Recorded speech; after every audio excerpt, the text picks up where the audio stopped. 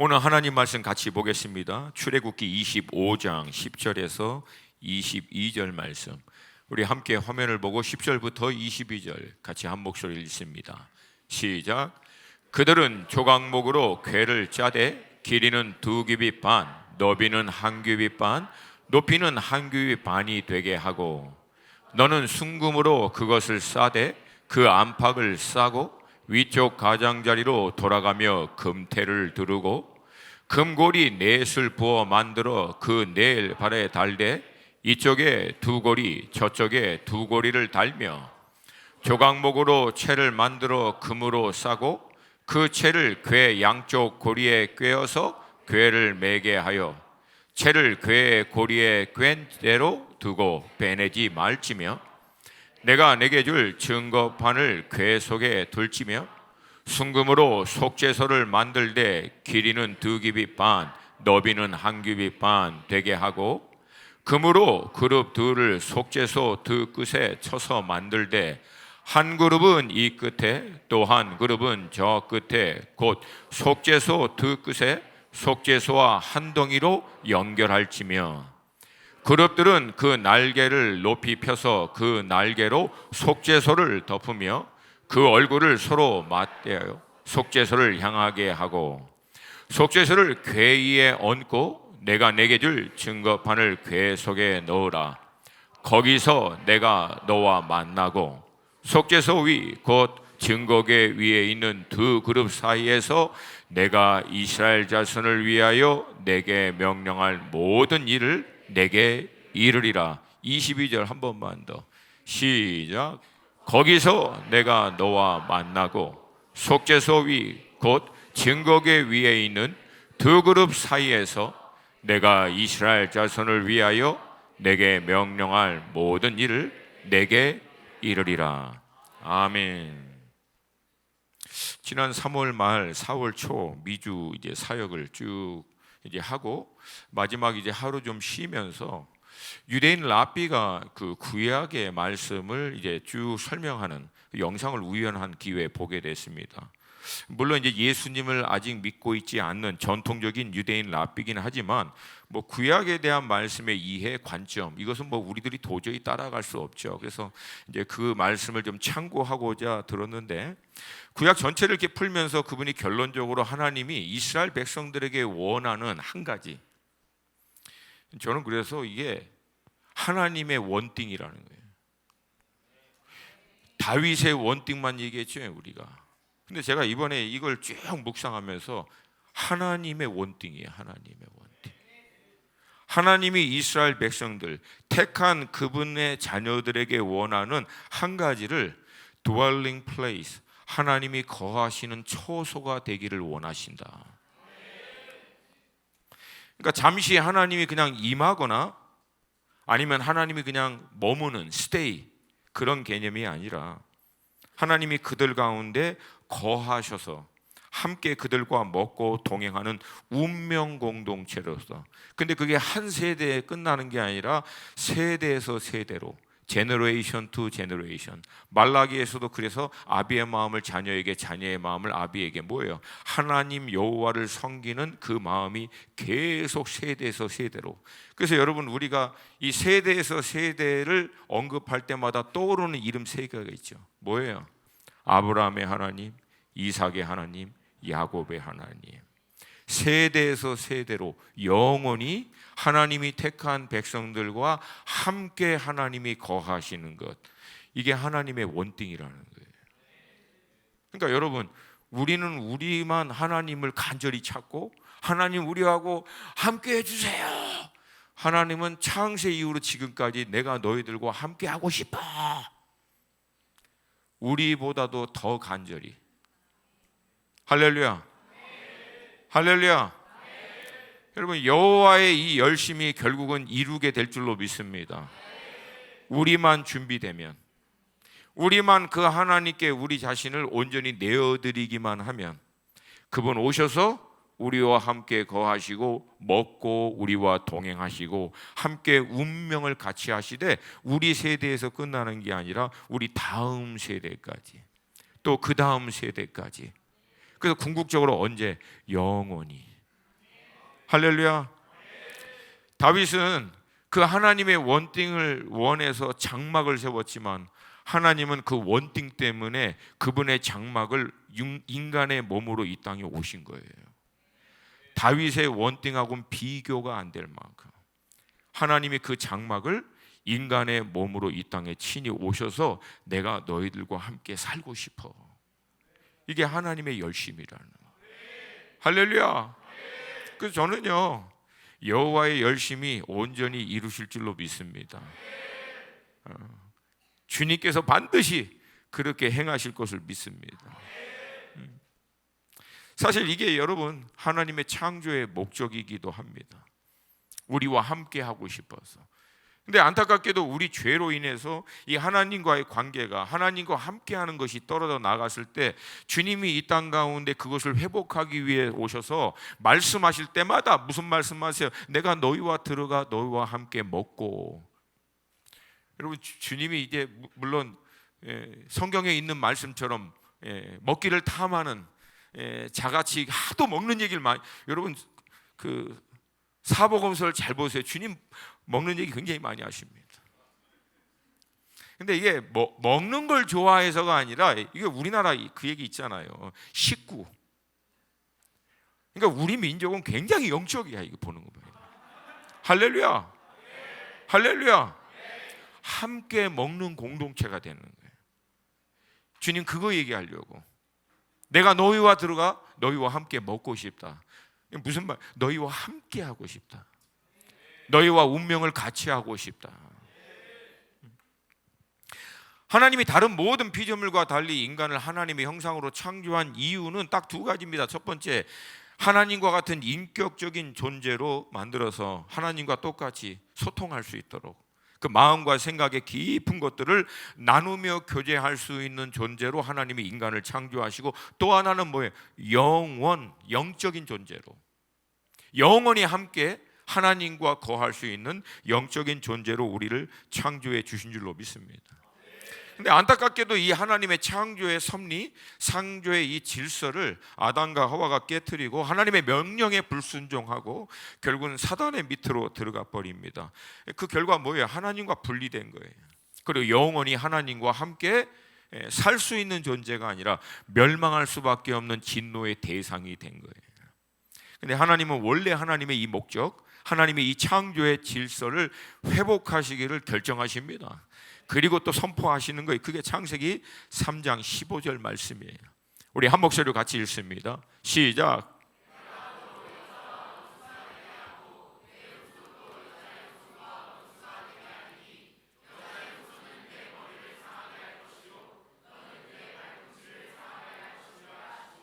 아멘. 흔히 하나님이 뚜껑이 열리신 거예요. 하나님 막 화가 나셔가지고, 하나님이 이 말씀을 선포할 때 뉘앙스가 좀 여러분 느껴지세요? 내가 너로 여자와 원수가 되게 하고 이렇게 얘기하셨을 것 같아? 막 튀고 가면서 막 열받으셔가지고 강건하게 아주 하나님 선포하신 거예요. 첫 번째 어떻게 해요? 여자와 사단이 원수되게 한다는 거예요. 여자의 후손도 사단의 후손도 원수되게 하고 마침내 여자의 후손이 사단의 머리를 밟아버린다. 이 여자의 후손이 바로 그리스도시잖아요. 그리고 그 여자가 온전히 준비되기 위해서 하나님은 아브라함을 부르시고 그 아브라함의 후손을 애굽 땅으로 인도하셔서 430년간 큰 민족을 이룰 때까지 그 민족을 하나님이 보호하셔서 하나님의 때가 되자 그 민족을 애굽 땅에서 인도하여 내시고 하나님께서 시내산에서 가장 먼저 그렇게 택하여 인도하신 이스라엘 백성들에게 선포합니다. 19장 출애굽기 19장 5절과 6절 함께 읽습니다. 시작. 세계가 다 내게 속하였나니 너희가 내 말을 잘 듣고 내 언약을 지키면 너희는 모든 민족 중에서 내 소유가 되겠고 너희가 내게 대하여 제사장 나라가 되며 거룩한 백성이 되리라. 너는 이 말을 이스라엘 자손에게 전할지니라. 아멘. 핵심이 뭐예요? 너희가 제사장 나라가 되며 거룩한 백성이 되리라. 여러분 제사장 역할 늘 얘기했지만 제사장의 역할은 하나님과 백성을 연결하는 사람입니다. 그러면 제사장 나라는 하나님과 나라들을 연결하는 나라예요. 그리고 그렇게 그들이 역할을 감당할 수 있도록 하나님이 이스라엘 백성들에게 요구하신 한 가지가 있는데, 그것은 뭐예요? 거룩한 백성. 다른 말로 하면은 하나님을 모르는 이방의 다른 나라들과 달리 구별된 백성이 되기를 하나님은 요청하세요. 그리고 그렇게 구별된 백성으로 살 수 있도록 하나님은 그들에게 계명과 말씀을 주십니다. 그러니까 여러분, 계명과 말씀을 쫓아가는 것은 구별되기 위해 쫓아가는 것도 있지만, 이미 하나님이 구별된 백성으로서의 정체성을 지키기 위해서 하나님의 말씀을 우리는 붙드는 거예요. 할렐루야, 할렐루야. 결국 하나님은 이 말씀을 주시고 난 다음에 하나님이 스스로 얘기합니다. 이 말씀 후에 이스라엘 백성과 다른 모든 이방인들이 다르다는 것을 무엇으로 증명하냐면, 하나님이 이스라엘 백성들 가운데 함께 거하시는 걸 통해서. 그래서 하나님이 모세에게 하나님이 거할 수 있는 성소, 즉 장막을 세울 것을 명령하십니다. 그러니까 여러분, 창세 때부터 시작해서 지금 마지막까지도 하나님이 우리에게 원하시는 원띵 딱 한 가지입니다. 우리 가운데 거하기를 원하시는, 내가 너희 가운데 거할 수 있는 처소를 준비시키라. 오늘 이 본문의 말씀에서 31장까지 출애굽기 말씀은 하나님이 그들 가운데 거할 수 있는 장막, 그리고 장막에 쓰이는 기구들에 대한 말씀인데, 오늘 이 말씀을 통해서 저는 좀 영적인 새로운 하나님의 어떤 그런 감동에 따라서 여호와의 원띵, 그러니까 하나님의 그 단 한 가지의 소원과 우리의 단 한 가지의 소원이 만날 때 역사가 일어날 줄로 믿습니다. 제가 기도하다가 이걸 딱 받고 난 다음에 아가서가 그냥 한 번에 쫙 풀리더라고요. 이 관점으로 보니까 아가서가 비로소 뭐 그전에도 물론 풀렸지만 더 완전하게 풀리는 거예요. 하나님이 원하는 것은 원띵이었구나. 원띵. 나의 사랑, 나의 사랑, 나의 어여쁜 자여, 일어나 함께 가자. 함께 하는 것. 할렐루야. 여러분, 오늘 이 저녁에 이 원띵이 우리 가운데 풀어지기를 원합니다. 여러분, 정말 생각해 보세요. 단 하나만 원하는 이 원띵과 우리도 단 하나만 원하는 이 원띵이 만나면 어떤 일이 일어날까요? 폭발이 일어납니다. 폭발이. 그게 모든 산을 태워버리는 불로 일어난다는. 할렐루야. 이 원등의 불이 우리 가운데 그냥 강력하게 일어날 수 있기를 주님의 이름으로 축복합니다. 여러분, 하나님의 말씀에는 묘한 섭리가 있어요. 그게 뭐냐면 서로 다른 두 개념을 묶어 놓는 거예요. 도저히 두 개가 같이 갈 수 없는 것 같은데, 하나님은 이게 서로 상충되는 것 같은 거를 두 개로 딱 페어로 한 짝으로 이렇게 묶어 놔 버립니다. 그래서 여러분, 그런 예가 많아요. 죽어야 산다. 죽는 거하고 사는 게 어떻게 같이 갑니까? 근데 성경은 이걸 묶어 놨어요. 죽음은 산다. 고난이 유익이라. 가난한 자가 복이 있다. 겸손하면 높아진다. 반대로 오히려 높아지려면 낮아지는 거고. 오늘 이 장막을 짓기 위해서 하나님이 필요한 예물을 이스라엘에게 명령합니다. 가져오라고. 명령을 내리지만 반대로 하나님은 뭐라고 얘기하냐면 기쁨으로, 기쁜 마음으로 내라고 얘기하는 거예요. 그러니까 우리가 생각할 때 명령은 이건 명령이 어떻게 기쁨으로 이게 되지? 왜냐하면 명령의 어떤 성격상 명령은 싫든 좋든 원하든 원하지 않든 감당이 되든 안 되든 명령은 무조건 해야 되는 거예요, 안 해야 되는 거예요? 명령의 선택이 있습니까, 없습니까? 없어요. 이런 강제성을 띠기 때문에 명령을 순종하는 데 있어서 기쁨으로 드린다, 이 개념은 여러분 같이 가는 게 사실 쉽진 않습니다. 우리가 이렇게 반문할 수 있어요. 기쁜 마음이 들어야 기쁘게 갖다 드리지. 아니, 명령하고 선택의 여지가 없으면서 어떻게 기쁜 마음으로 내라고 얘기하느냐, 이게 말이 안 되거든요, 실상은. 그런데 여러분, 그렇게 얘기하시는 이유가 앞에 나와요. 하나님은 이 명령을 아무에게나 내린 게 아니에요. 애굽 땅에서 종살이하며 고통 가운데 있던 이스라엘 백성들을 하나님이 구원해 내시고 하나님의 놀라운 뜻, 하나님의 역사를 통해서, 은혜를 통해서 그 백성들을 자유케 하고 인도하고 난 다음에 그 하나님의 은혜에, 그 하나님의 역사에 감사하는 마음을 표할 수 있도록 헌신하라고 하는 것이기 때문에 기쁨으로 드릴 수 있다는 거예요. 할렐루야. 사실 더 깊이 들어가면 뭐예요? 그 하나님이 이제는 이스라엘 백성들과 함께 하도록 하기 위해서 기쁘게 내어드려서 하나님이 거할 수 있는 처소를 지으라고 하는 거예요. 여러분, 사실 이게 문자적으로 다 전달이 안 됩니다. 여러분, 우리가 뭔데 하나님이 우리 가운데 오셔서 우리와 함께 거하십니까?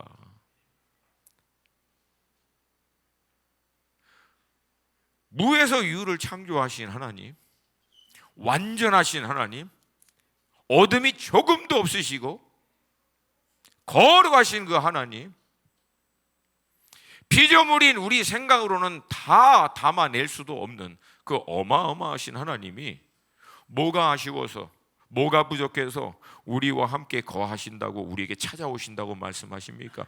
여러분, 하나님 그럴 필요 사실 있어요, 없어요? 그러니까 사실은 이건 우리 입장에서는 너무 커서 이해가 안 가는 부분이에요. 인간의 이게 이성과 합리적으로는 마치 여러분 이거예요. 너무 큰 공룡 앞에 있으니까 공룡 어디 갔어? 공룡 어디 갔어? 무슨 말인지 모르나? 너무 크니까 공룡 앞에 있는데도 공룡이 어디 있는지 안 보이는 거하고 똑같이 하나님이 우리와 함께 하신다라고 하는 이 의미, 이 뜻이 너무 엄청나서 우리의 이성과 합리로 다 담아내지를 못하는 거예요. 그냥 어떻게 감사합니다. 그냥 주님 감사합니다. 그냥 감사합니다.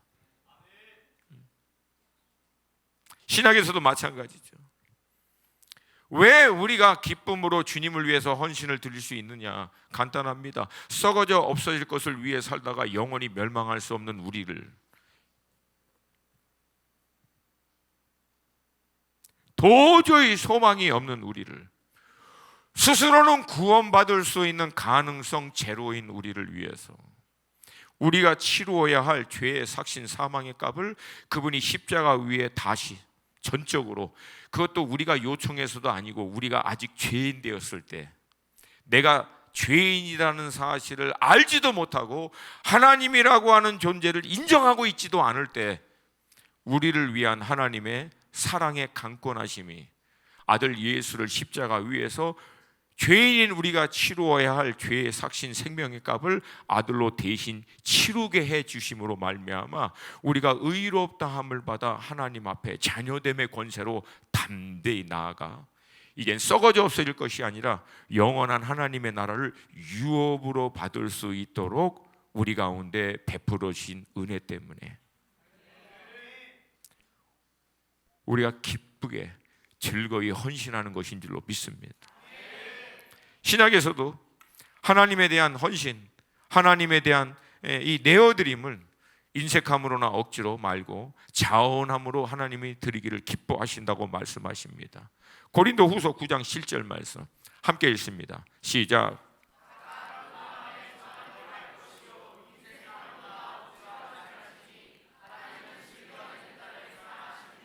아멘. 하나님의 말씀의 뜻과 뉘앙스와 그 의도는 정확합니다. 마음의 뜻대로 정하는 것은 우리가 결정하면 돼요.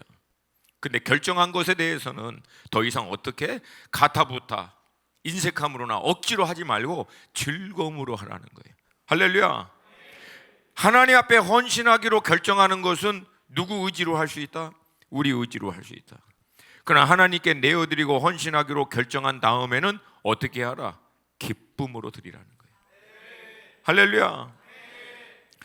오늘 이 본문에 이제 하나님이 거하실 이 장막, 하나님이 그 안에 거할 수 있는 이 장막과 그 장막 안에 필요한 모든 기구들을 하나님은 정확하게 얼마나 구체적이고 세밀하게 말씀하신지 모르겠어요. 어떨 때는 야, 이게 하나님이 이런 것까지도 신경을 쓰실까 할 정도로 굉장히 세밀하게 말씀하세요. 그러니까 우리가 원하는 방식으로 그냥 대충 해드리는 게 아니라 정확하게 하나님이 말씀하신 대로 지으시라고 얘기한 거예요. 그러니까 우리가 생각할 때 뭐 하나님 나름대로 뭐 취향이 있으신가? 그분이 거하시는 처소에 대한 나름대로 어떤 주관이 있으신가? 금으로 깔아? 뭐 이런 거? 근데 여러분, 신약에서도 비슷한 요청이 있죠. 하나님은 영이시니 예배하는 자가 마음껏 즐겁게 하나님을 한번 예배해 발지어다 라고 얘기하지 않으셨어요. 중간에 누가 아멘 할까 봐 내가 조마조마했어요. 정확하게 하나님 가이드라인 주셨어요. 하나님은 영이시니 예배하는 자가 영과 진리로 예배할지니라. 근데 여러분, 영으로 예배하는 거를 실상은 점검할 수 있는 방법 없습니다. 진리로 예배하는 거 하나하나 구체적으로 다 따지고 점검할 수 있는 방법 없어요. 물론 하나님의 임재가 있고 하나님의 은혜가 있을 때 우리의 예배가 영과 진리로 온전히 드리는 예배가 맞구나 추측해 볼 수 있지만 정확하게는 하나하나 다 따져 들어갈 수 없어요. 근데 그럼에도 불구하고 하나님은 이렇게 구체적으로 요구하셨을까? 근데 여러분, 이런 하나님의 요청을 하나하나 살펴보면은요, 가장 먼저 하나님이 어떤 분이신지를 알게 됩니다. 하나님이 거하시는 장막과 그 장막 안에 있는 기구들과 하나님께 제사를 드리는 그 내용 하나하나를 살펴보면 하나님이 무슨 입맛이 까다롭고 독특한 취향이 있어서 그걸 요구하는 게 아니라 그 하나하나에 하나님이 어떤 분이신지를 나타내고 계시는 거예요. 그러니까 왜 우리가 영으로 하나님께 예배를 드려야 돼요? 하나님은 영이시니까. 우리가 왜 진리로 하나님께 예배를 드려야 됩니까? 하나님이 진리시니까. 그러니까 영과 진리가 아니고는 예배를 받을 수 있는, 하나님께 나아갈 수 있는 길이 있다 없다? 없어요. 그러니까 많은 경우에는 우리는 그러면 우리가 갖고 있는 자유의지나 우리가 갖고 있는 어떤 지정의적인 사고, 감정, 우리의 어떤 의지적인 결단, 어떤 우리의 논리적이고 합리적인 사고, 생각, 이런 것들은 별 의미가 없는가? 아니에요, 여러분. 의미가 있어요. 왜? 하나님은 우리를 그렇게 창조했기 때문에. 가장 먼저 하나님이 아무리 그렇게 우리에게 요청해도 그렇게 순종하느냐 순종하지 않느냐라고 하는 결정은 누가 할 수 있습니까? 우리가 할 수 있어요. 하나님이 그렇게 요청해도 그렇게 순종을 온전히 하든 안 하든 그 결정은 우리가 할 수 있다는 거예요. 근데 그 순종도 어느 수준으로, 어떤 태도로, 어떤 마음으로, 얼마나 간절히 하느냐에 따라서 내용은 완전히 달라집니다. 제가 그래서 이 말씀을 묵상하다가 깨달은 게 있어요. 여러분, 금을 칠할 때, 언약궤도 금을 칠을 하잖아요. 어느 수준으로 칠해야 돼요? 하나님께 정말 감사하고 기쁜 사람은 칠할 때 어떻게 칠할까? 팍팍 칠하겠지. 근데 별로 그 감사가 없어, 은혜도 별로 없어. 어떻게 칠할까? 최대한 얇게, 많이 안 들어가게. 청색, 자색, 홍색 실과 가는 배의 실인데, 여러분, 가는 배의 실 나중에 연구해 보니까 이거 진짜 어렵더라고요. 근데 얼마나 가늘어야 가는 배실인데. 그러니까 마음의 중심과 의지와 생각에 따라 가늘기의 정도가 다 다를 거라는 거예요. 진설병떡 고운 가루에다가 기름방울 넣었거든요. 그러면 어떤 게 고운 건데? 대충 빻아가지고 고와 곱네 뭐. 근데 어떤 사람은 계속 가는 거예요. 왜? 말도 안 되지만 하나님 떡 드실 때 혹시 목에 걸리실까 봐. 근데 우리 믿음의 조상들은 똑같이 한 거 아세요? 은행에서 돈 찾아가지고 헌금할 때 다리미로 데린 거, 아니 하나님이 다리미로 데린 돈만 받아? 근데 그분들 그렇게 하셨어. 그러니까 누가 그래? 그 무슨 의미가 있냐고. 그러니까 아직도 이걸 못 알아듣는 거예요. 이게 하나님이 대리미로 빳빳하게 다린 돈만 신권이 좋아? 하나님이 그러셨겠어요? 근데 그게 뭐예요? 마음이라고. 마음, 태도라고. 하나님 그분에게 최선의 것, 가장 좋은 것, 자기 수준에서 할 수 있는 최고의 것을 어떻게든지 표현하고 싶어서 마음을 담아서 이거 다린 거라고. 지금 이 시대 여러분들 이런 스피릿을 배워야 돼. 이런 태도를 여러분 배워야 돼. 제발 똑똑하려고 하지 말고 단순하지만 중심이 하나님 앞에 서 있는 게 더 중요하다는 거예요. 정교하게 수놓아 휘장을 짜라고 했는데 도대체 어느 수준으로 하는 게 정교한 건데? 영과 진리를 예배를 드리는데 도대체 우리 영이 어느 상태가 돼야 되고 진리에 우리 자신을 얼마만큼 맞춰야 하나님이 받을 수 있는 진리의 예배가 되는지. 여러분, 이 모든 거 하나도 겉으로는 드러나지 않습니다. 근데 그 중심과 태도와 마음의 생각 모든 영역에 정확하게 다 나타납니다.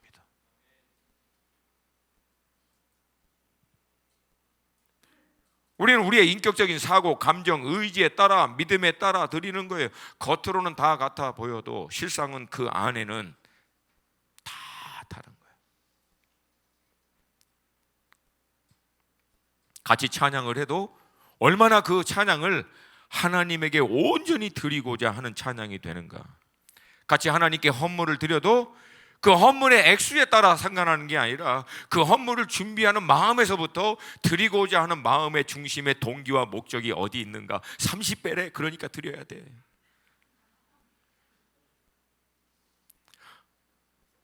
뭐 그것도 안 하는 것보다 나아요. 근데 여러분, 이것이 사실 창조의 원리입니다.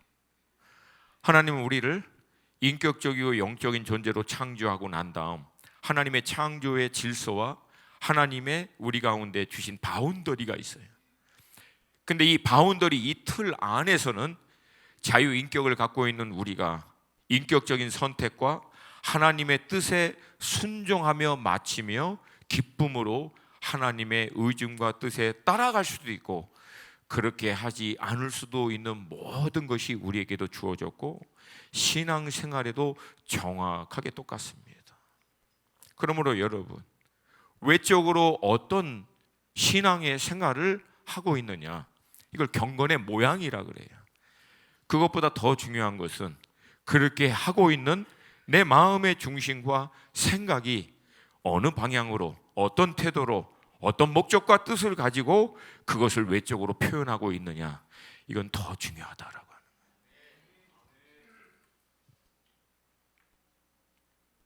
그럼 이제 오늘부터 좀 오늘 이 본문의 말씀을 통해서 이 장막과 장막의 기구 하나하나를 좀 살펴보기를 원합니다. 가장 먼저 증거궤입니다. 증거궤 다른 말은 언약궤예요. 언약궤는 흔히 하나님의 임재를 상징해요. 근데 이 증거궤 언약궤 위에 이걸 덮는 일종의 이제 좀 경박스러운 표현일 수는 있지만 좀 용서하시고 뚜껑, 덮개 같은 게, 이거를 속죄소라고 부릅니다. 다른 말로 하면 시원좌라고 부르고요. 이거는 하나님이 그 가운데 거하시는 장소라고 해요. 근데 이걸 한번 백문이 불여일견이라고 사진을 한번 볼게요. 보시죠.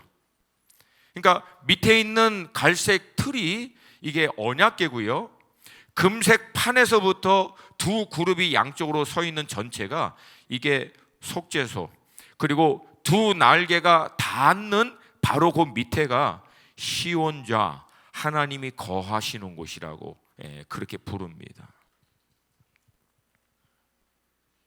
그 다음은 이제 진설병인데, 이거는 생명의 떡이 되신 주님을 예표하고 있고 등잔대, 빛 되신 주님. 그리고 이제 성막을 볼 때는 이게 장막이죠. 일종의 하나님이 거하시는 집을 얘기합니다. 여러분, 대략 한번 좀 우리가 성막의 평면도를 좀 볼게요. 이게 몇 번 제가 보여드렸던 것 같아요. 보시면 여러분이 볼 때 똑같죠. 오른쪽. 오른쪽을 보시면 동문입니다. 이 동문을 통해서 성막을 딱 들어가게 되고, 이 성막은 세 부분으로 나눠져요. 동문을 통해서 들어가자마자 가장 먼저 성막들, 그리고 가장 그 다음에 있는 게 성소, 그 다음에 지성소, 이렇게 세 군데로 나눠집니다. 따라오시죠? 따라오십니까? 근데 이 성막들과 성소는 다른 제사장과 레위 지파들이 하나님을 섬기기 위해서 얼마든지 다닐 수가 있습니다. 그러나 여러분이 보실 때 왼쪽 1번이라고 하는 언약궤가 놓인 그 지성소, 거기는요 대제사장도 1년에 딱 한 번만 들어가게 됩니다. 왜냐하면 여기는 홀리 오브 홀리, 하나님의 임재가 있는 곳이기 때문에 그래요. 근데 이것도 참 재밌는 표현이에요. 지성소에 하나님의 임재가 있으면 성소에는 없는가? 성막 뜰에는 없어? 성막 바깥에는 하나님 안 계시나? 지금 여러분의 눈동자가 막 계속 흔들리고 계세요. 뭔 소리 하는 건지 잘 몰라서. 그러니까 여러분 따라오십니까? 무슨 얘기 하는지? 그래도 굳이 왜 지성소라고 얘기하느냐? 구별됐다는 뜻이에요. 따라오시죠? 하나님 다 계셔요. 아멘입니까? 아니, 이거 이상한 말 아니에요. 하나님 다 계세요. 무소부재하신 분이세요. 모든 곳에 다 계세요. 아멘입니까? 근데 그 하나님이 특별히 구별하신 곳이 계세요. 그게 지성소라는 거예요. 우리로 얘기하면 하나님 지금도 모든 곳에 다 계십니다. 아멘입니까? 근데 우리 믿음의 선배들, 조상들은 특별히 하나님이 어디 이렇게 표현하는 것도 신학적으로 논란이 많은 거 알아요. 근데 그냥 그거는 이해할 수 있는 수준으로 표현하는 거야. 근데 어디 가장 많이 계신다고 생각해? 성전에, 교회당에. 그래서 하나님 만나고 싶으면 교회당을 그렇게 찾아오는 거야. 집에는 안 계십니까? 우리 안방에는 하나님이 안 계셔? 교회당 여기 와야만 하나님이 계셔? 그게 아니거든. 근데 이곳에서 가장 많이 예배를 드리고 성도가 함께 찬양하고 기도하던 곳이 되었기 때문에 이곳을 특별히 어떻게 구별하는 거예요. 구별. 하나님을 깊이 만날 수 있는 장소로. 그래서 여러분 집에도 그렇잖아. 하나님하고 내가 깊이 기도할 수 있는 바로 그 장소. 미국의 많은 분들은 그 옷장 같은 데다가 그런 걸 만들고요. 저희 집 같은 경우 우리 안방, 그 안방에 있는 그 의자 있어요. 1인용 의자. 그 위. 그 의자 밑에는 하나님이 안 계시나? 거기도 계시죠. 근데 거기서 제가 주구장창 앉아서 기도하는 거예요. 구별하는 거예요. 따라오시죠? 근데 놀랍게도요, 신약시대 예수님이 십자가에서 죽으심으로 말미암아 하나님께서 이렇게 구별한 것을 완전히 다 열어버렸어요. 그래서 예수 그리스도를 의지하여 누구든지 담대히 하나님의 임재 가운데 나아갈 수 있는 권세를 주신 거예요. 그래서 여러분 잘 들으셔야 돼요. 우리가 하나님의 임재를 구하고 우리의 마음과 생각과 영을 그리고 자세를 딱 가다듬어 하나님 앞에 나아가는 장소, 그 순간 그곳이 거룩한 곳, 구별된 장소, 구별된 시간이 되는 거예요. 그래서 어떻게 보면 우리는 이 하나님의 임재를 나르는 사람인 것 같아요. 그러니까 여러분이 여기 있던 요르단에 가든 뭐 어디 아프리카를 가든 어느 나라를 가든 하나님과 늘 영적으로 교통하던 사람이 하나님과 1대1로 원띵을 구하기 위해서 하나님께 딱 나아가고 그 자리에서 마음과 생각과 영을 구별하여 주님 앞에 딱 무릎 꿇는 순간 그 장소가 구별된 장소가 되는 거예요. 하나님과 교통할 수 있는 장소. 아멘입니까? 전 여러분의 삶 가운데 이 구별된 장소가 있기를 축복합니다. 물론 다 있어요. 어디 가나 있어요. 그러나 내가 하나님과 구별하여 만날 수 있는 장소, 여러분 삶 가운데도 이것이 있기를 주님의 이름으로 축복합니다. 히브리서 4장 16절 말씀 함께 읽습니다. 시작. 그러므로 우리는 긍휼하심을 받고 때를 따라 돕는 은혜를 얻기 위하여 은혜의 보좌 앞에 담대히 나아갈 것이니라. 아멘. 담대히 나아가시기를 축복합니다.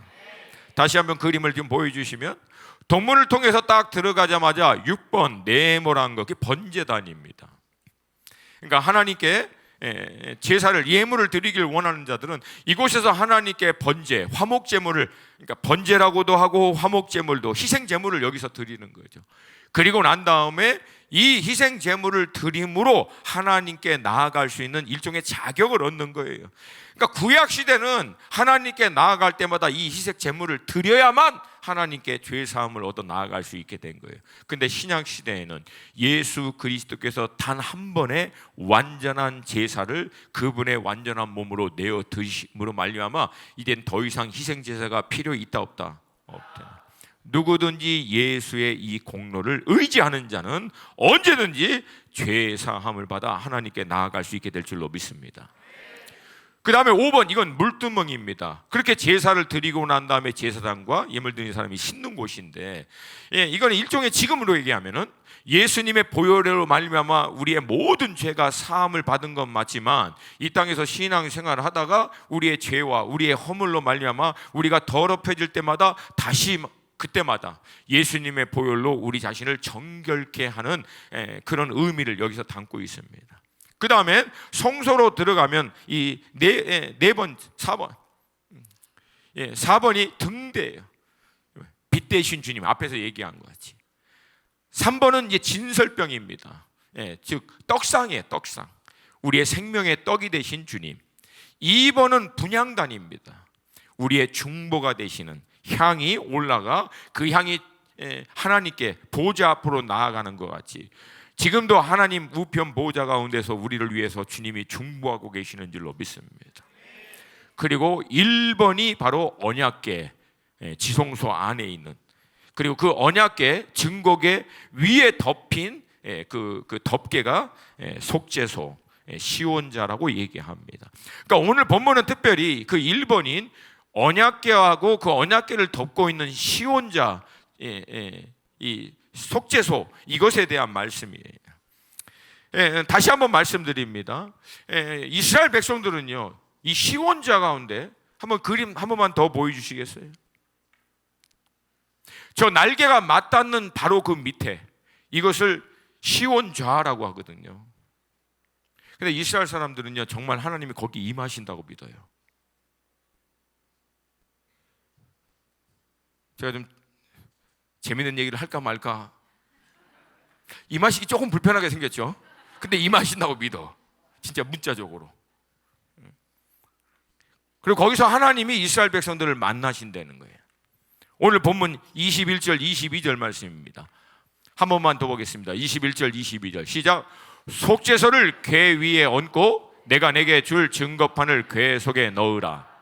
거기서 내가 너와 만나고 속죄소 위 곧 증거궤 위에 있는 두 그룹 사이에서 내가 이스라엘 자손을 위하여 내게 명령할 모든 일을 내게 이르리라. 아멘.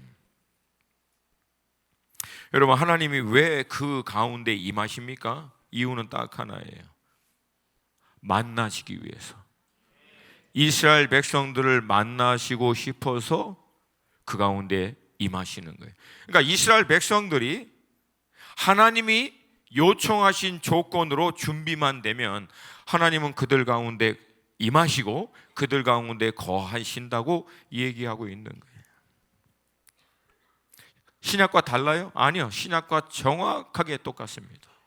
우리도 예수 그리스도의 공로를 힘입어 의롭다 함을 받아 하나님의 자녀된 권세가 있는 자들은 누구든지 성령 하나님께서 우리를 그분에 거할 수 있는 처소 삼아 우리 가운데 임하십니다. 우리 가운데 임하십니다.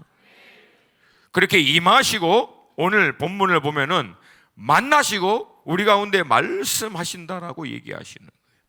근데 중요한 거는 하나님이 임했다라고 해서 다 만나느냐, 그리고 다들 하나님의 음성을 듣느냐? 여러분, 그렇지 않아요. 제가 그냥 가장 쉬운 예로 들을게요. 우리 집에 귀한 손님이 왔어요. 우리 손님이 왔는데 내가 안 만나면 손님이 왔어도 만난 거예요, 안 만난 거예요? 잘 들으세요. 우리 집에 손님이 왔어도 내가 그 손님을 만나러 맞이하러 안 가면 안 만난 겁니다.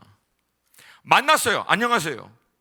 근데 만나고 난 다음에 마음과 생각을 열고 깊이 대화를 하고 나누지 않으면 그거는 교제가 이루어진 게 아니에요. 이건 정확하게 구별돼요. 임해도 못 만나는 사람이 있고요, 만나도 하나님의 음성과 인도하심을 받지 못하는 사람이 있을 수 있다는 거예요. 오늘 본문을 통해서 우리가 알 수 있는 것은 우리만 하나님을 간절히 만나고 싶어서 주님 나를 제발 좀 만나주세요, 제발 저 좀 만나주세요, 주구장창 부르짖고 매달린 것 같지만 실상은 우리가 원하는 것보다 주님이 더 우리를 만나기를 원하신다. 우리 가운데 임하기를 원하신다라고. 구약에서는 대제사장은 단 한 번 만날 수 있는 그것을 우리는 예수 그리스도의 공로를 통해서 언제든지 하나님께 담대히 자녀됨으로 나아갈 수 있어 만날 수 있다라고 하는 거예요. 얼마나 놀라운 은혜예요. 대제사장이 지성소에 한번 들어가려면 어떤 예식을 통과해야 되는지 아십니까? 내가 그거 한번 보다가 준비하다가 순교하겠더라고. 그냥 못 들어가요. 그렇게 해서 들어가도 혹시라도 잘못하면 어떻게 됩니까? 그 자리에 죽습니다. 방울 소리가 더 이상 안 납니다. 방울 소리가 안 들리면 이미 죽었다라고 믿고 밧줄에 매달고 있는 대제사장을 지성소 바깥에서 줄 땡겨서 끄집어냅니다. 왜? 아무도 못 들어가는 거예요. 함부로. 죽었다고 해서 죽은 사람 건져내려고 지성소로 뛰어들어가면 다 죽습니다. 여러분, 그렇게 하나님을 만나기를 대면하는 게 어려웠다는 거예요. 근데 그 하나님께서 예수 그리스도 공로 때문에 누구든지 이제는 언제든지 만날 수 있도록 열어주셨다는 거예요. 할렐루야. 근데 여러분, 이거만큼이나 더 기가 막히고 황당한 것은 뭐예요? 주님은 다 그렇게 준비해서 우리에게 열어주셨음에도 불구하고 정작 우리는 그 하나님을 그렇게 간절히 만나기를 원하지 않는다라고 하는 사실이에요. 나아가면 언제든지 만날 수 있는데 나아가질 않는다는 거예요. 너무 바빠서? 왜 만나야 되는데? 잘 모르겠어요. 정말 만나는 건지 확신이 안 쓴다고. 정말 만나는 게 맞다면 나도 원하는데 뭐가 만나는 건지 잘 모르겠다라고. 가장 먼저 너무 바빠서. 신약에 예수님이 주신 예화가 있죠. 천국잔치 준비하고 다 초청해서 했는데 뭐라고 그래? 소 사서 못 가고 밭 사서 못 가고 새롭게 장가 가서 못 가고 초청잔치에 다 바빠서 못 간다는 거예요. 영적인 원리는 뭡니까? 바빠서 하나님을 만날 수 있는 장소에 못 가는 게 아니라 하나님을 못 만나서 끊임없이 바쁘고 있는 거예요. 바빠서 하나님을 만날 수 있는 장소로 나아가지 못하는 게 아니고 하나님을 못 만나니까 삶이 정리가 안 돼. 정렬이 안 돼. 우선순위가 안 맞아. 그러다 보니까 계속 분주하게 바쁜데. 그래서 여러분, 예수님을 믿고 따른다라고 하는 것의 시작은 예수 중심으로 삶의 패턴을 재정렬시키는 거예요. 예수 중심으로 삶을 재정렬시키는 거예요. 여러분, 잘 들으셔야 돼요. 제가 늘 얘기했죠. 영적인 것도 육적인 것도 혼적인 것도 컨디션이 만들어져야 가능하다고. 예수 중심으로 삶을 정렬시키지 않으면, 예수 중심으로 삶이 돌아가도록 여러분이 새롭게 삶을 정리시키지 않으면 여러분 절대 예수 중심적으로 삶을 살지 못합니다. 분주해서 바빠서. 그래서 여러분이 신앙생활을 제대로 하려면 예수 중심으로 여러분의 삶을 딱 정렬시켜서 나머지 것 필요하다면 과감하게 끊어내버리고 예수 안에 여러분 삶 전체가 통합되도록 확실하게 딱 정렬되어 맞춰지도록 할 때만 예수 우선적인, 예수 중심적인 삶이 가능하게 될 줄로 믿습니다. 이게 예수 중심으로 예수를 우선으로 사는 삶을 사모하기 위해서 믿는 사람들이 치루어야 할 대가입니다. 여러분 잘 들으세요. 사단의 유혹에는 대가 지불이 없어요. 근데 주님의 뜻을 쫓아 온전한 신앙생활을 하는 데에는 늘 대가 지불이 있습니다. 창세기부터 요한계시록까지 여러분 자세히 보세요. 하나님의 뜻에 따라, 하나님의 우선순위에 맞춰서 영적인 원리에 따라 삶을 살려고 하는데 아무 대가 지불이 없다. 그 가짜입니다. 사단의 미혹일 가능성이 훨씬 더 높습니다. 하나님의 뜻과 인도하심을 쫓아갈 땐 하나님은 정도의 차이는 있더라도 반드시 대가 지불을 요청합니다. 그러니까 우리가 예수 중심으로, 예수가 우선되어 정말 예수를 실제적으로 영적으로 교통하고 만나는 삶을 살기 위해서 치루어야 할 대가는 간단합니다. 모든 삶을 예수 중심으로 다시금 정렬시켜서 나머지 끊어내 버리는 거예요. 이걸 해야만 하나님을 만날 수 있는 삶으로, 하나님과 교통할 수 있는 삶으로 들어가게 될 줄로 믿습니다. 두 번째, 왜 만나야 되는지에 대한 확신이 없는, 하나님 없이도 그럭저럭 그래도 괜찮은데요, 뭐 정도의 차이는 있겠지만 그래도 뭐 지금 이 정도 수준으로, 아니면 바쁜데 뭘 저까지 이렇게 하나님을 성가시럽게 하나님을 배려하는 놀라운,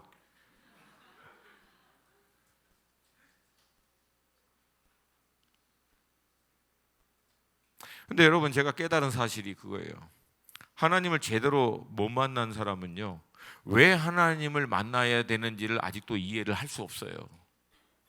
근데 하나님을 한번 만난 사람은 반드시 만나야 된다라고 하는 것에 대한 확신이 머리끝부터 발끝까지 분명합니다. 왜? 이게 체험을 해서 경험적으로 오는 확신이 생긴 거예요. 제가 조금 죄송한 예화긴 하지만, 제가 뉴저지에 가면 꼭 들리는 식당이 있습니다. 그 팜트리 테러스 스테이크 하우스라고 유명한 40년이 넘은 스테이크 하우스 집입니다. 근데 제가 워낙에 고기를 좋아하니까 이제 스테이크 같은 걸 특별히 더 좋아해요. 근데 이제 제가 처음 여기를 갈 때는 굉장히 바빴고 제가 지쳤어요. 근데 알다시피 그 마이클 집사가, 목사님 제가 좋은 데로 한번 모시겠다고. 근데 귀찮다, 싫다, 뭐 고기가 다 거기서 거기지. 근데 한번 가셔야 된다고. 뭐 그냥 괜찮아. 그런데 한 번만 가시라고. 그래서 제가 결국은 이 지친 몸을 이끌고 정말 귀찮아 죽겠는데 갔어요. 가가지고 이제 스테이크를 딱 시켜서 나왔는데 그 비주얼을 보고 제가 약간 자세를 가다듬었어요. 이게 나오는 모습이 이게 예사 모습이 아니더라고. 그리고 제가 그 스테이크를 딱 썰어서 한 조각, 그 포러하우스라고, 등심과 안심이 이렇게 T자 뼈다구 사이에서 나오는데 T본 스테이크하고는 좀 달라요. 뭐 이렇게 구태여 설명할 필요는 없을 텐데.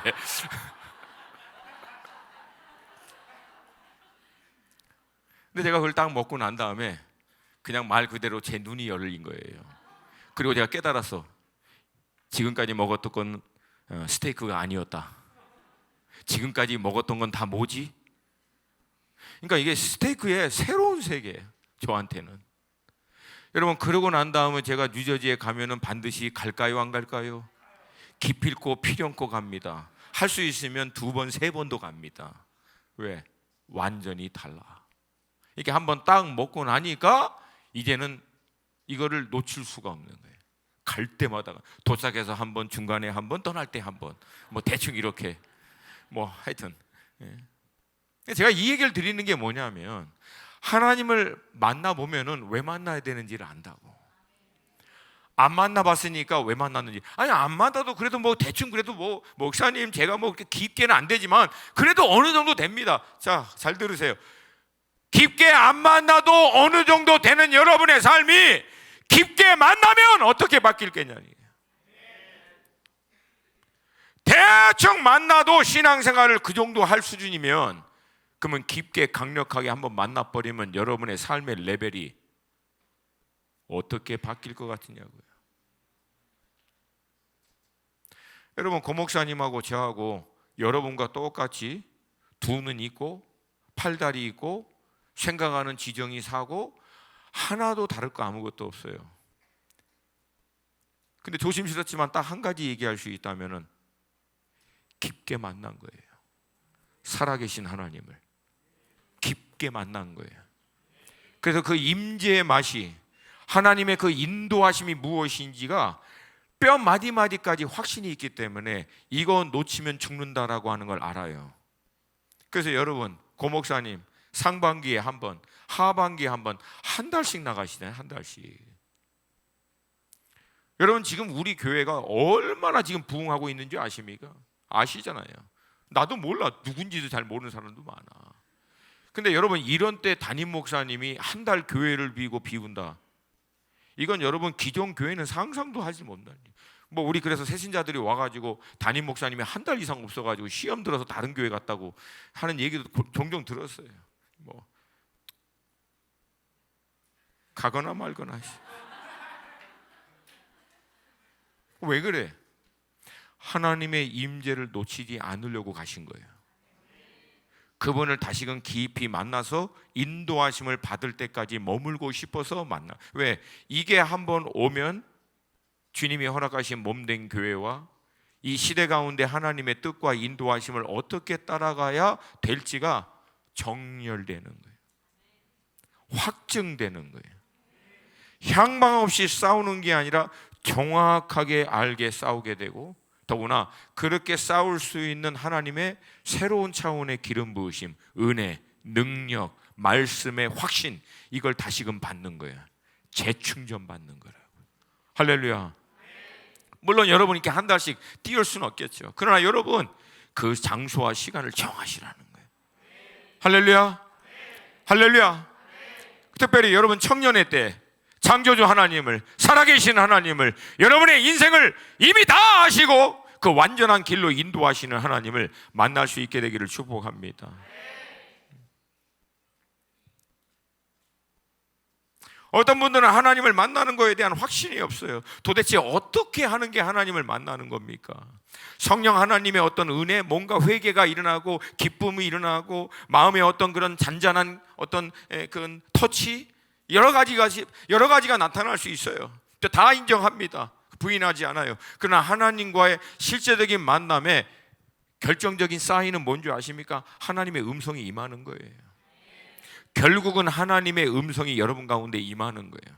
쉽게 해서 하나님의 말씀이 여러분 신비에 꽂히는 거예요. 결국은 단 한마디라도, 거창하고 대단한 말이 아닌데도 불구하고 내 영이, 내 심령이 알 만큼, 따라 내가 너를 사랑하노라, 내가 결단코 너를 놓지 않으리라.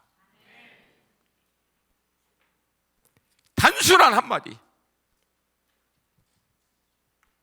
이 한마디가 우리 심령 가운데 딱 임하게 될 때, 여러분 그 말씀 한마디에 우리의 삶이 모든 영역이 리부팅, 완전히 다시금 힘을 다시 받는 거예요. 그리고 그 자리에서 일어나는 거예요. 할렐루야. 할렐루야. 원수의 모든 말들을 하나님의 이 말씀 한마디가 장검이 돼서 원수의 모든 불화살 같은 걸 다 쳐내버리는 거예요. 할렐루야.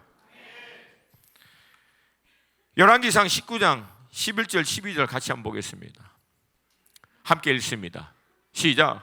여호와께서 이르시되 너는 나가서 여호와 앞에 산에 서라 하시더니 여호와께서 지나가시는데 여호와 앞에 크고 강한 바람이 산을 가르고 바위를 부수나 바람 가운데 여호와께서 계시지 아니하며 바람 후에 지진이 있으나 지진 가운데 여호와께서 계시지 아니하시며 또 지진 후에 불이 있으나 불 가운데에도 여호와께서 계시지 아니하더니 불 후에 세미한 소리가 있는지라. 여러분 이 세미한 음성이 뭐냐면 당시 가장 큰 강대국인 아람 왕을 바꿀 것, 기름 부으라고. 이스라엘 왕 바꾸도록 기름 부으라고. 엘리야 너를 이어서 영적인 주도를 한 리더, 다음 리더인 엘리사에게 기름 부으라고. 강대국 그 주권 내 손에 있다. 북왕국 이스라엘의 운명 내 손에 있다. 이 시대 가운데 영적인 주도 내 손에 있다. 하나님 이 세미한 음성 한마디로 엘리야에게 이거 정리 끝내버린 거예요. 내가 한다. 네 인생도 내가 책임지고 나라와 민족도 내가 경영한다. 시대도 내가 경영한다. 이 말 한마디에 여러분 엘리야는요 다시금 힘 얻고 마지막까지 달리다가 불병거와 함께 하늘로 승천해버립니다. 하나님의 말씀 하나가 여러분 인생 전체를 바꿔버립니다. 하나님의 말씀 하나가 여러분의 모든 원수에 묶여있는 것들을 다 파쇄하고 자유케 할 줄로 믿습니다. 하나님의 말씀 하나가 여러분의 수십 년간 원수가 계속해서 공격했던 상처, 아픔, 쓴뿌리 말씀 하나로 하나님 다 쳐버리는 거예요.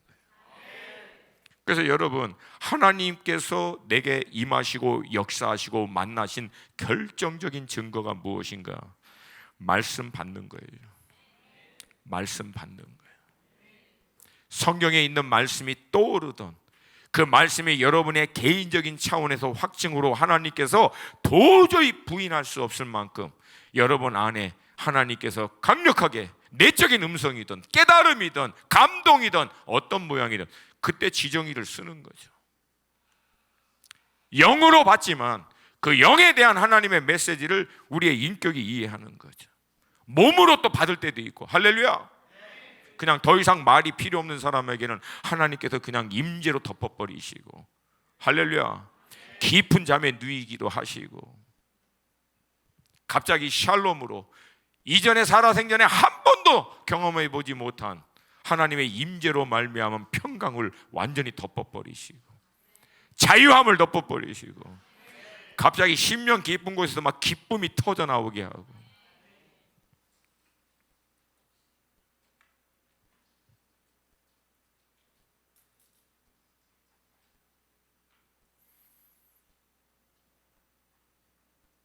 좀 됐어요. 오래전에 제가 본당에서 기도를 하다 너무 지쳐가지고 깜빡 잠들었어요. 감사하게도 아무도 안 계셔가지고 민망하게 제가 고개를 꺾어서 이렇게 자고 있는데, 근데 갑자기 깼어요. 제가 왜 깼냐면 누가 제 정수에다가 입을 맞추더라고요. 너무 놀래가지고, 감히 나한테 누가 그렇게 하겠습니까? 근데 그게 너무 분명해가지고 깼어요. 근데 아무도 없지. 순간 내 안에서 주님이시구나. 그래서 얼마나 울었는지 몰라요. 그리고 제 아내에게 나눴어요. 정수리에서 입을 맞춰주시더라 주님이. 그리고 지난 2, 3주 동안 하나님께서 계속해서 제 안에 틈만 나면 성령의 새바람, 성령의 새바람, 성령의 새바람, 할렐루야. 그래서 지금 계속해서 선포하고 있어요. 성령의 새바람 이 땅에 불어오소서. 성령의 새바람 이 땅 교회에 불어오소서. 성령의 새바람 저 일본 땅에 불어오소서. 동부 땅에 불어오소서. 중국 땅에 불어오소서. 저 중동 땅에 불어오소서. 레바논 땅에 불어오소서. 성령의 새바람 이 땅 불어오소서. 제가 여러분과 말씀드린 대로 지난 10월 말 중동에서 그 모임 때 하나님이 보여주신 그 성령의 비둘기 그림, 그 사건 이후에 저는 영적으로 뭔가 올해는 시프트가, 영적인 어떤 변화가 강력하게 일어날 것에 대한 확신이 좀 있어요. 그리고 지금까지 그 전조들이 보여요. 그리고 그 전조에 어떻게 보면은 이제 막 본격이 될 때 2, 3주 전부터 이 성령의 새바람이라고 하는 이 단어가 제 안에 막 꽂히면서 계속 지금 선포하고 있어요.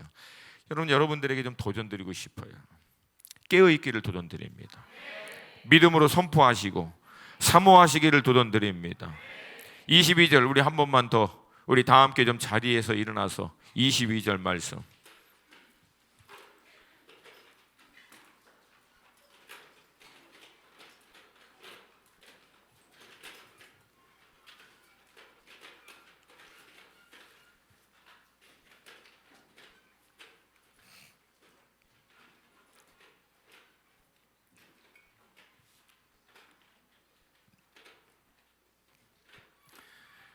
우리 한 목소리로 22절 같이 읽습니다. 시작. 거기서 내가 너와 만나고 속죄소 위 곧 증거계 위에 있는 두 그룹 사이에서 내가 이스라엘 자손을 위하여 내게 명령할 모든 일을 내게 이르리라.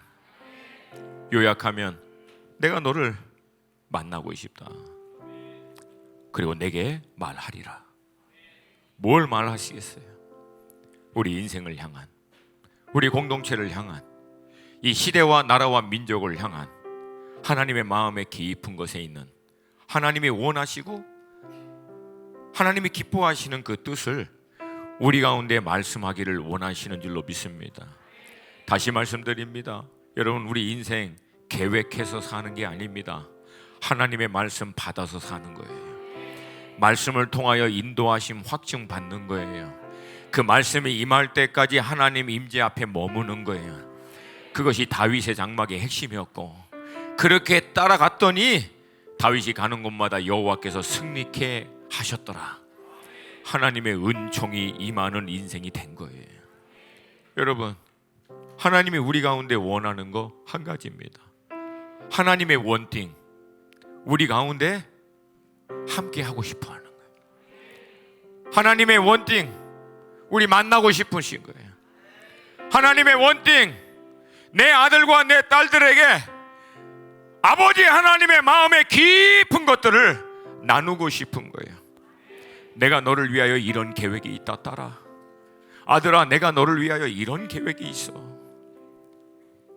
주님의 몸인 공동체를 향해서 내가 몸인 너희들을 통하여 이 시대 가운데 이런 일들을 하기를 원하노라. 이 시대를 경영하시고 나라와 민족을 통치하신 하나님께서 당신의 백성들을 통하여 하시고자 하시는 하나님의 뜻을 지금도 말씀하고 싶어 하신다는 거예요. 여러분 안에는 이 원띵이 있으십니까? 하나님은 이 원띵을 결국은 성취하기 위해서 하늘의 영광과 보좌 다 버리시고 그분이 친히 인간의 몸의 장막을 입고 이 땅 가운데 오셨어요. 이 원띵을 위해서 우리를 만나 우리와 말씀하고 싶으셔서. 그렇다면 여러분, 우리도 이 하나님 앞에 원띵으로 나아갈 수 있기를 원합니다. 내 아젠다 내려놓고, 내 생각 내려놓고, 내 계획, 내가 원하는 거 잠시 내려놔요. 이거 제발 잠시 내려놔요. 잠시 내려놔. 다 내려놔요. 좀 세상과 온통 주변에 빼앗겼던 스위치들 다 좀 뽑고 하나님 한 분에게만 스위치 딱 꽂아서, 원띵을 원하신 하나님, 나도 원띵으로 하나님 앞에 나아가기를 원합니다. 내게 말씀하여 주시옵소서. 나도 하나님 만나기를 원합니다. 내게도 오셔서 만나 주시옵시고 말씀하여 주시옵시고 인도하여 주시옵소서. 인도하여 주시옵소서. 이 시간 우리 하나님 앞에, 우리도 하나님 이 원띵을 가지고 아버지 앞에 나아가기를 원합니다.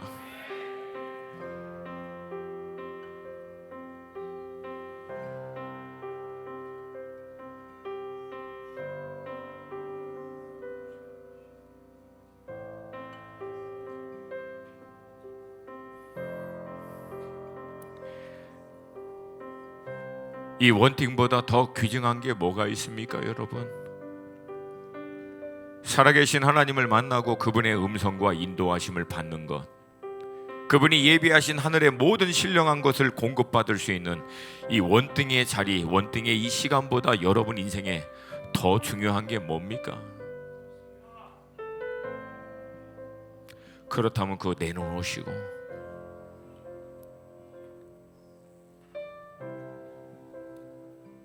하나님, 이 시간 내게 당신을 나타내어 주시옵소서. 내게 하나님 당신을 확증하여 주시옵소서. 내게도 오셔서 나를 만나 주시옵시고 내게도 오셔서 말씀하여 주셔서 내가 무엇을 위해서 살아야 하는지, 어떻게 살아야 하는지, 내 인생을 향한 하나님의 선하시고 기뻐하시고 온전하신 뜻은 무엇인지 주님, 나로 하여금 오늘 이 밤에 확증받게 하여 주시옵소서. 주님을 원합니다. 주님을 원합니다. 주님을 원합니다. 주님만을 원합니다. 오셔서 나를 만나 주시옵소서. 우리 두 손 들고 주님의 이름 한번 부르고 이 시간 간절히 주님을 찾고 주님을 구하는 시간을 갖기를 원합니다. 주여!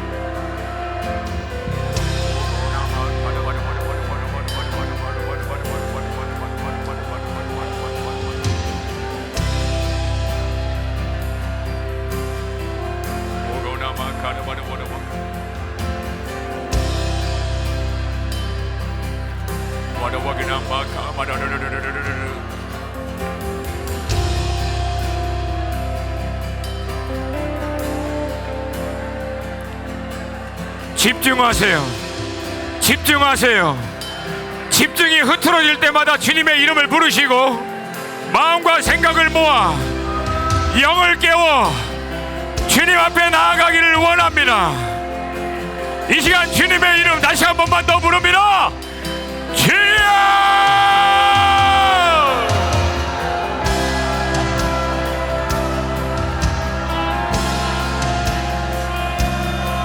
오고나 마카나 와르 와르 와르 와르 와르 와르 와르 와르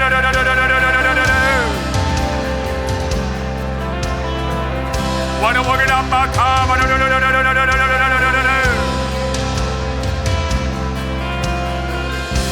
오고나 마카나 와르 와르 와르 와르 와르 와르 와르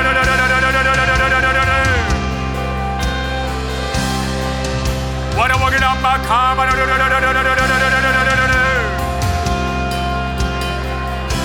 오고나 마카나 와르 와르 와르 와르 와르 와르 와르와기나 마카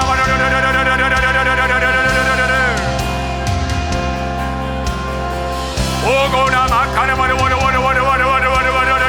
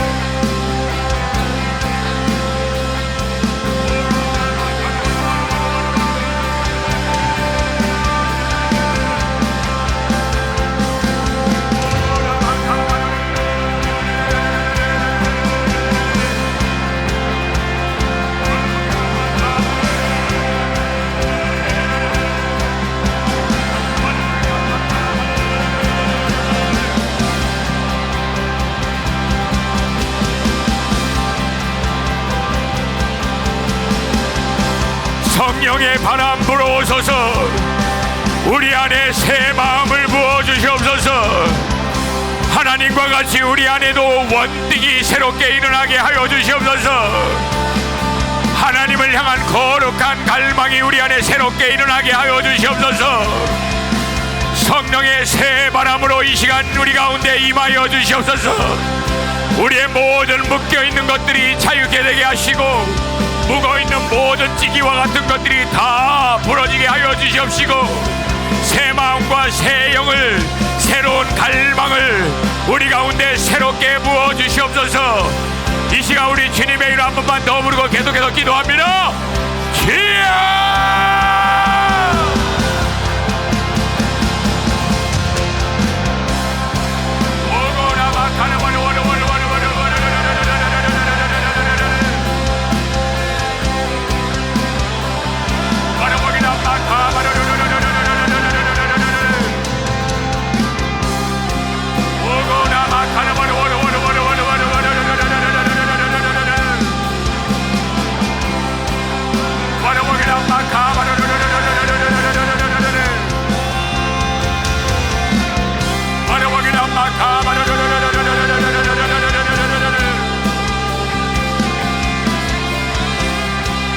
진리의 영이신 성령님 우리 가운데 진리를 나타내어 주시옵소서. 진리의 말씀으로 우리 가운데 확증하여 주시옵소서. 성령의 새 바람으로 우리의 심령을 새롭게 하여 주시옵시고 우리 안에도 아버지 하나님과 같은 원등의 새 마음이 일어나게 하여 주시옵소서. 오고나 마카나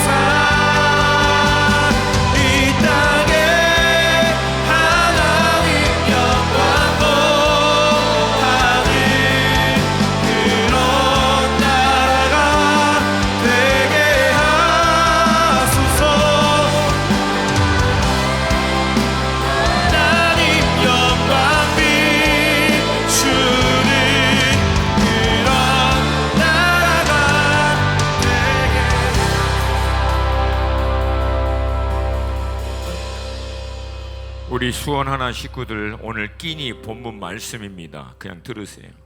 갈대아 사람이 또 여호와의 성전의 두 놋 기둥과 받침들과 여호와의 성전의 놋바다를 깨뜨려 그 놋을 바벨론으로 가져가고 또 가마들과 부삽들과 부집게들과 숟가락들과 섬길 때 쓰는 모든 놋그릇을 다 가져갔으며 시위 대당이 또 불 옮기는 그릇들과 주발들 곧 금으로 만든 것이나 은으로 만든 것이나 모두 가져갔으며 여호와 하나님을 섬기는 데 사용되던 성전의 기구가 이방 원수의 전리품이 돼서 다 뺏긴 사건입니다. 이 시대로 적용하면 하나님의 영광을 섬겨야 될 성전과 같은 우리 자신들이 원수의 전리품으로 다 뺏기고 유린당하는 거예요. 그렇게 원수가 다 뺏어갔던 하나님의 거룩한 백성들을 회복하는 것이 이 땅의 교회의 사명인 줄로 믿습니다. 여러분, 그래서 여러분과 저의 인생은 거룩하신 하나님을 섬기는 성전의 도구가 되던가 원수에게 빼앗겨 전리품으로 다 유린당하고 낭비하는 인생으로 끝나던가 둘 중에 하나라는 거예요. 이거 반드시 회복해야 합니다. 반드시 회복해야 합니다. 따라서 하십시다. 하나님, 저의 삶이 영광스러운 하나님을 섬기는 도구가 되게 하여 주시옵소서. 아멘입니까? 아멘입니까? 원수가 그리고 전리품으로 빼앗아간 그 모든 영혼들 돌이키는 것이 이 땅의 교회의 사명인 줄로 믿습니다. 이 시간 우리 두 가지 놓고 기도하겠습니다. 먼저 우리 자신을 위해서 하나님, 우리 한 사람 한 사람이 거룩한 하나님의 영광과 임재를 모시는 성전이 되어 하나님의 영광과 뜻을 나타내는 통로가 되게 하여 주시옵소서. 우리를 통하여 원수가 전리품으로 다 빼앗아 취한 열방의 모든 영혼들, 나라, 민족, 족속과 방언들이 주님 앞에 돌아오게 하여 주시옵소서. 우리 힘으로 할 수 없사오나 성령의 능력으로 할 수 있음을 믿사오니 성령님, 이 시간 우리 한 사람 한 사람 가운데 불어오사 성령님 이 땅의 교회 가운데 불어오사 다시금 몸된 교회와 믿음의 사람들이 일어나게 하여 주시옵소서. 깨어나게 하여 주시옵소서. 주의 나라가 임하게